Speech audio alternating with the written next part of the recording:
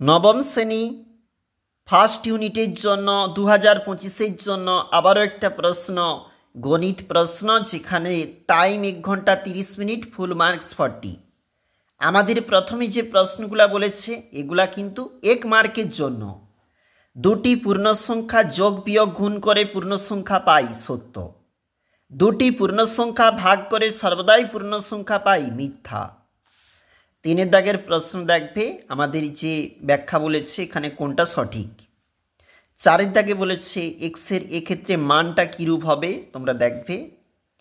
5 দাগের প্রশ্ন সমীকরণের লেখচিত্র যে প্রশ্ন বলেছে তোমরা দেখবে এবং এর মান কত এটা বলেছে, এই প্রশ্নটা দেখবে।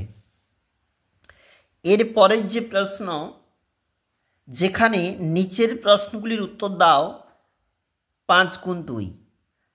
4 এবং 5-এর মধ্যে 3টি মূলদ সংখ্যা লেখো।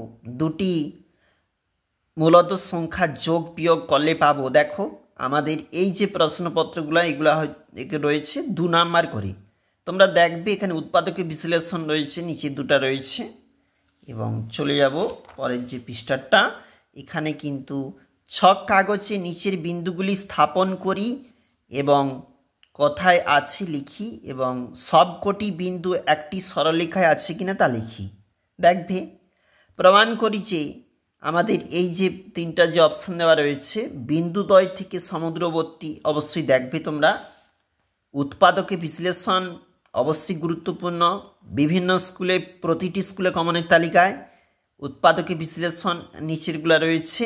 বা এখানে এম এবং এন কোনো পূর্ণ সংখ্যা হলে নিচের অঙ্কের সরলতম মান নির্ণয় করো, ভিভিআই রয়েছে, 4 নাম্বার রয়েছে।